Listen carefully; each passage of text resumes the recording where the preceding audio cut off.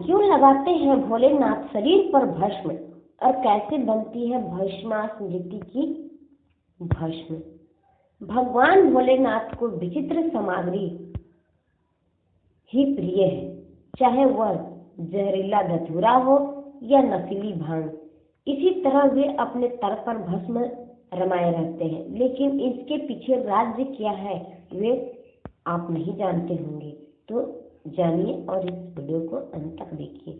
भगवान शिव ने अपने तन पर जो भस्म रमाई है वह उनकी पत्नी सती की चिता की भस्म थी, जो कि अपने पिता द्वारा भगवान शिव के अपमान से आहत हो वहां हो रहे यज्ञ के हवन कुंड में कूद गई थी। भगवान शिव को जब इसका पता चला तो वे बहुत बेचैन हो गए। जलते कुंड से सती के शरीर को निकालकर प्रलाप करते हुए ब्रह्मांड में घूमते रहे। उनके क्रोध एवं बेचैनी से सृष्टि खतरे में पड़ गई। जहाँ जहाँ सती के अंग गिरे वहाँ शक्ति पीठ की स्थापना हो गई। फिर भी शिव का संताप जारी रहा। तब श्री हरि ने सती के शरीर को भस्म में परिवर्तित कर दिया। शिव विरह की अग्नि में भस्म को ही उनकी अंतिम निशानी के तौर पर तन पर लगा लिया।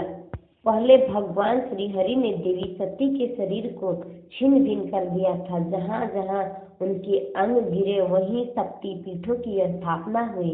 लेकिन पुराणों में भस्म का विवरण भी मिलता है। भगवान शिव के तन पर भस्म रमाने का एक रहस्य यह भी है कि राख विरक्ति का प्रतीक है।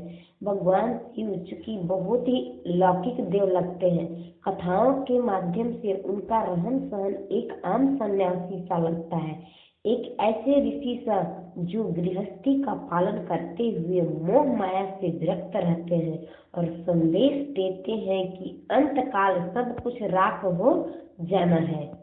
एक रहस्य यह भी है कि लोगों का मानना है कि चूंकि भगवान शिव को विनाशक भी माना जाता है, ब्रह्मा जहाँ सृष्टि की निर्माण करते हैं तो विष्णु पालन पोषण करने, और जब सृष्टि में नकारात्मक बढ़ जाती है तो भगवान शिव विध्वंस कर डालते हैं। विध्वंस यानी कि समाप्ति, और भस्म इसी विध्वंस की प्रतीक भी है। शिव हमेशा याद दिलाते रहते हैं कि पाप के रास्ते पर चलना छोड़ दे, अन्यथा अंत में सब राख ही हो जाएगा। उज्जैन स्थित महाकालेश्वर की भस्मारती विश्व भर में प्रसिद्ध है। ऐसी मान्यता है कि वर्षों पहले शमशान भस्म से भूत भावन भगवान महाकाल की भस्म आरती होती थी, लेकिन अब यह परंपरा खत्म हो चुकी है और जब तक कंडे की भस्म से आरती श्रृंगार किया जा रहा है। वर्तमान में महाकाल की भस्म आरती में कपिला गाय के गोबर के बने औषधि युक्त उपलों में सनी, पीपल, प्लास, बड़, अमल, ताश और बेर की लकड़ियों को जलाकर बनाई भस्म का प्रयोग किया जा रहा है। जलते कंडे में जड़ी बूटी और कपूर गुंगल की मात्रा इतनी डाली जाती है कि यह भस्म न सिर्फ सेहत की दृष्टि से उपयुक्त होती है बल्कि स्वाद में भी लाजवाब हो जाती है। श्रौत, अस्मार्त और लौकिक ऐसे 3 प्रकार की भस्म कही जाती है। श्रुति की विधि से यज्ञ किया हो वह भस्म श्रौत है, स्मृति की विधि से यज्ञ किया गया हो वह अस्मार्त भस्म है, तथा कंडे को जलाकर भस्म तैयार की गई हो तो वह लौकिक भस्म है। शिव का शरीर पर भस्म लपेटने का दार्शनिक अर्थ यही है कि यह शरीर जिस पर हम घमंड करते हैं, जिसकी सुविधा और रक्षा के लिए न जाने क्या क्या करते हैं, एक दिन इस भस्म के समान हो जाएगा। शरीर क्षणभंगुर है और आत्मा अनंत। कई सन्यासी तथा नागा साधु पूरे शरीर पर भस्म लगाते हैं।